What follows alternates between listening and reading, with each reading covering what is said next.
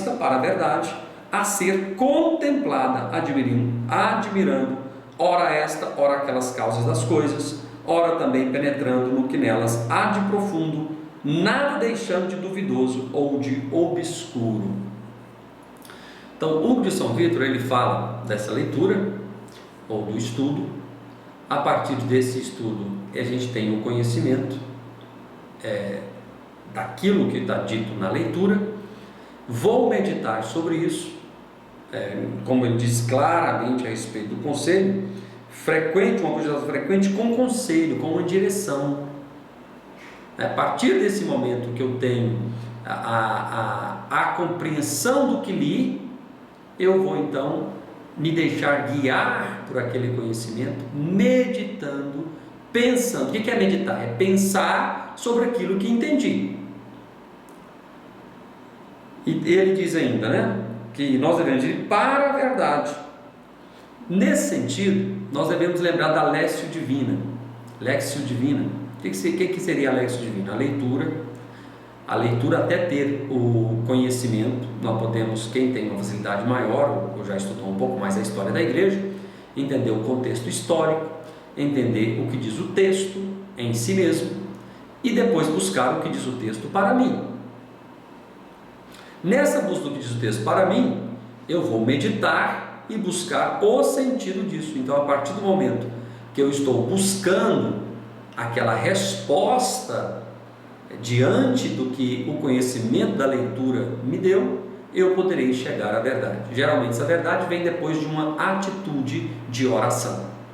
Por isso que o estudo para Hugo de São Vítor não está desvinculado da ascese cristã, pelo contrário, é um instrumento. Então a atitude, a ação seria o clamor. Então eu li, eu meditei, eu vi o que posso ali buscar diante de Deus, e se diante do que eu posso buscar, diante da necessidade que percebi, ou seja, eu percebi que eu preciso de mais humildade. Então, qual que é a minha atitude? De clamar a Deus, de pedir a Deus esta humildade, que Ele me dê, mesmo que eu possa ter algumas atitudes, mesmo que eu veja que eu já tenho algumas atitudes de humildade, mas eu preciso de Deus para que essa virtude esteja em mim. Então eu clamo esta atitude. Neste clamor é que pode aparecer sim a verdade a ser contemplada. Essas verdades são fundamentais para eu guardar para a construção da minha própria personalidade, da minha própria história e até do meu próprio conhecimento, que pode um dia sim servir para comunicar a outros. O princípio da doutrina, portanto, está na leitura e a sua consumação na meditação. Na próxima aula vamos falar sobre meditação no sentido de oração. Por quê? Porque nós percebemos que nós temos uma dificuldade enorme de meditar, e a meditação é a oração mais importante que nós temos. Por quê? Porque ela é própria daquele que está passando pela primeira fase da via espiritual, que é a via purgativa. Quem está na via purgativa e não sabe meditar, nunca sairá desta via purgativa. E guarda uma relação profunda essa meditação dos estudos com a própria meditação na oração. Mas vamos entender isso na próxima aula de maneira muito concreta. Quem aprender a amá-la com familiaridade e a ela se dedicar frequentemente, tornará a vida imensamente agradável e terá na tribulação a maior das consolações.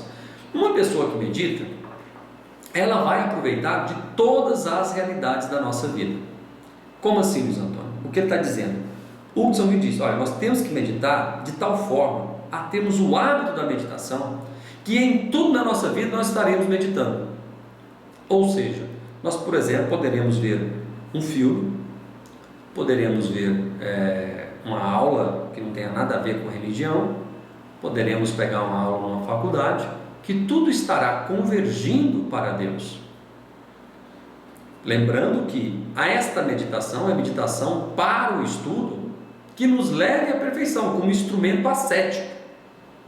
Então, nós vamos compreender que, à medida que amamos com familiaridade a meditação, nós vamos colher desta mesma meditação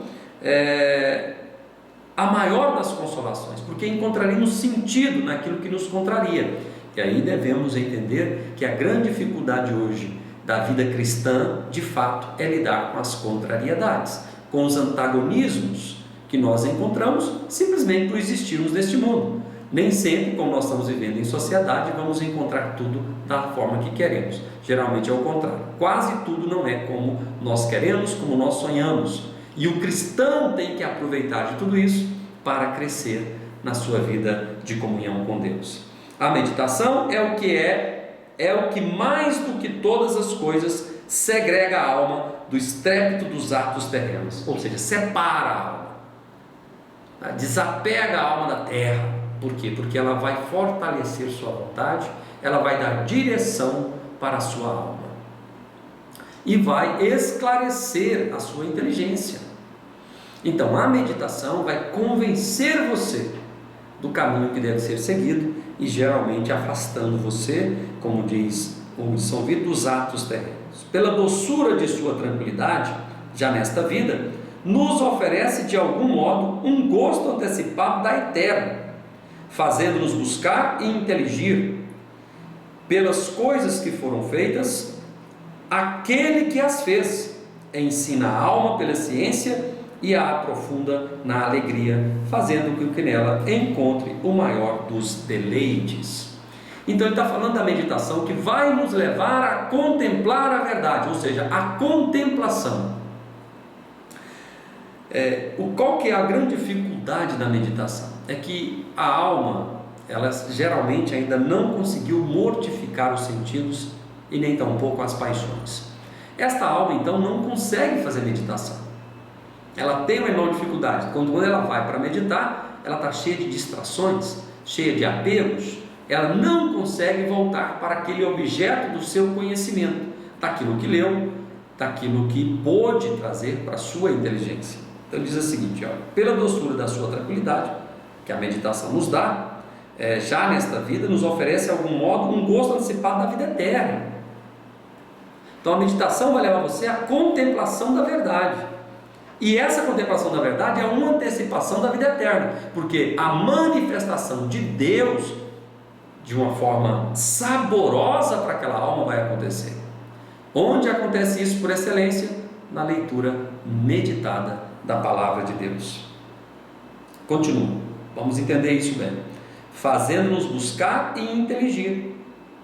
Então nós vamos buscar e inteligir pelas coisas que foram feitas aquele que as fez. Então eu vou buscar Deus e eu vou inteligir para que eu compreenda melhor Deus. A minha inteligência, a partir da experiência do conhecimento de fé, vai me dar uma compreensão maior de Deus, um saborear maior de Deus e assim um fortalecimento da compreensão daquilo que Deus quer se revelar. Ensina a alma pela ciência e a aprofunda, ou seja, pelo conhecimento, e a aprofunda na alegria. Então ela vai ensinar, o conhecimento ele é realizador. À medida que você compreende um texto como esse e realmente sabe o que ele está dizendo e o que ele diz para você, e aquilo te convence da importância de um texto como esse, aquilo é realizador. Então ele diz, olha, ensina a alma pela ciência e aprofunda a alegria. Então este conhecimento te dá uma alegria interior, mais duradoura do que qualquer outro prazer que nós podemos ter neste mundo. Então o conhecimento da meditação, que é a contemplação da verdade, vai nos dar uma alegria, fazendo com que nela encontre o maior dos deleites, ou seja, esse saborear da presença daquele que fez todas as coisas, que é Deus. Bom, estamos aqui, vamos ver quanto tempo nós temos de gravação, 36 minutos, dá tempo de a gente falar dos 3 gêneros de meditação, para depois a gente continuar na próxima aula, compreendendo que essa aula é mais curta, porque estamos gravando em função de problemas técnicos, tá bom? Então diz assim, 3 gêneros de meditação. 3 são os gêneros de meditação. O primeiro consiste no exame dos costumes, o segundo na indagação dos mandamentos, o terceiro na investigação das obras divinas. Nos costumes, a meditação examina os vícios e as virtudes. Então o que seria isso? A primeiro grau da meditação seria olhar para mim, reconhecer a realidade do que vivo ou do que vivi. na minha história. E aquilo que eu consigo perceber como vício, como fraqueza, como debilidade, sem nenhum medo, sem nenhuma resistência, sem nenhuma proteção de imagem. Isso também parece fácil, mas não é. A pessoa admitir. Geralmente a gente procura um caminho de autojustificação. A gente procura se justificar, e isso é um problema, porque geralmente as pessoas, em busca do conhecimento de si mesmas, elas na verdade elas não conhecem a si mesmas, elas têm uma imagem negativa de si mesmas, e elas acreditam que se conhecem, e elas vão fazendo interpretações erradas de si, e até mesmo das escolhas que devem fazer em função dessa autoimagem negativa que fizeram de si mesmas. Nós temos que ter um autoconhecimento que nós podemos chamar de autoconsciência. O que seria isso? Seria eu admitir aquilo que há de mais profundo na minha vida, que é verdadeiro, que não tem como enganar, que talvez só eu e Deus saibamos. Então, quando eu olho para mim, como eu estou agora? O que eu estou sentindo agora? Então, que eu seja verdadeiro, que eu não fale as coisas para agradar ou aparecer bonzinho. Assim eu vou chegar à realidade do vício ou da fraqueza que existe em mim. E se eu reconheço a fraqueza, se eu reconheço o vício, eu também devo buscar a virtude que o combate. Se eu não reconheço o vício, não reconheço a fraqueza, como saberei qual virtude devo buscar? Então esse é o primeiro gênero da meditação. Nos mandamentos divinos, que é o segundo, os que preceituam, os que prometem, os que ameaçam. Então, o que deve ordenar minha vida, o que deve conduzir minha vida? Os mandamentos de Deus. Os mandamentos, as regras, os preceitos que eu devo compreender, que são para a construção da minha própria pessoa e da minha própria história. Então, diante dos mandamentos de Deus, eu devo meditar sobre eles. São verdades de fé que vão conduzir minha vida. À medida que medito sobre os mandamentos divinos, eles não só serão preceitos ou ordens de Deus que vêm para que eu atenda e eu obedeça, mas serão verdades de fé em que convencerão minha inteligência, que determinarão minha vontade para cumpri-los. Segundo gênero, então, da meditação, que é dos mandamentos divinos. Eles não só devem conduzir minha vida, mas devem se tornar verdades de fé à medida que que são resultados, ou esses preceitos são resultados da meditação. Terceiro gênero, nas obras de Deus, as em que Ele cria pela potência, as em que modera pela sabedoria, as em que coopera pela graça, as quais todas tanto mais alguém conhecerá, ou quanto sejam dignas de admiração, quanto mais atentamente tiver se habituado em meditar as maravilhas de Deus. Então, a potência. Então, uma mulher é uma potência para ser mãe. Então, existe a potência de um primeiro ato, quer dizer, a mulher é potência para ser mãe. Então, a mulher ficou grávida, ela está no segundo ato da potência de ser mãe, então ela dá à luz, então ela está no segundo ato da potência de ser mãe. De fato, ela deu à luz e no segundo ato de potência. Então Deus, nas obras de Deus, em que Ele cria pela potência. Então, uma árvore dá fruto, não é verdade? Então, a potência da árvore é de dar fruto. Então, uma mangueira dá manga. Então, a potência da mangueira é dar manga. As que modera pela sabedoria. Então, o próprio Deus vai conduzindo a humanidade diante de uma sabedoria sobrenatural. Então, é o que nós estamos buscando aqui. À medida que estamos partilhando, que estamos pensando ou meditando sobre o que estamos buscando como sabedoria, o próprio Deus está agindo na sua graça. Então, se vivemos com engenho, ou seja, com vigor moderado, nós vamos ter então esse desenvolvimento da graça de Deus em nós, que vai nos dando uma sabedoria que, quando nós percebemos, ela está cada vez maior. Então Deus constrói a humanidade a partir da moderação com a sua sabedoria. Então, que Ele coopera pela graça, as quais todas tanto mais alguém conhecerá, o quanto sejam dignas de admiração, quanto mais atentamente tiver se habituado em meditar as maravilhas de Deus. Então, a graça de Deus, ela está presente na vida do homem para santificá-lo. A mais bela obra é a santidade. Por quê? Porque pela santidade nós desenvolvemos uma verdadeira sabedoria, nessa busca de santidade. Pela santidade nós vamos encontrar um equilíbrio, uma harmonia em nossas relações, e assim nós vamos contemplar as grandes maravilhas de Deus em nossa própria humanidade. Muito bem, eu creio que para início, para que não fiquem muitas informações, eu acredito que nós falamos aí o suficiente. Terminamos por hoje nos 3 gêneros de meditação, lembrando que nós fizemos uma introdução então sobre o opúsculo de Hugo de São Vito, falando da humildade, não é verdade? Falando aí das 3 formas de viver essa humildade. Também falamos das 3 coisas necessárias ao estudante, da natureza, exercício e a disciplina. Falamos do engenho e da memória, da leitura da meditação, também falando da meditação, explicando um pouco mais como esta meditação acontece, como é caminho para chegarmos à contemplação da verdade. E terminamos falando dos 3 gêneros da meditação, dos costumes, dos mandamentos divinos e nas obras de Deus. Muito bem, quero deixar claro a importância de rezarmos diante do desafio que nós temos de fazer valer toda diligência a respeito dos estudos. Lembrando mais uma vez que nós teremos aulas todas as quartas-feiras.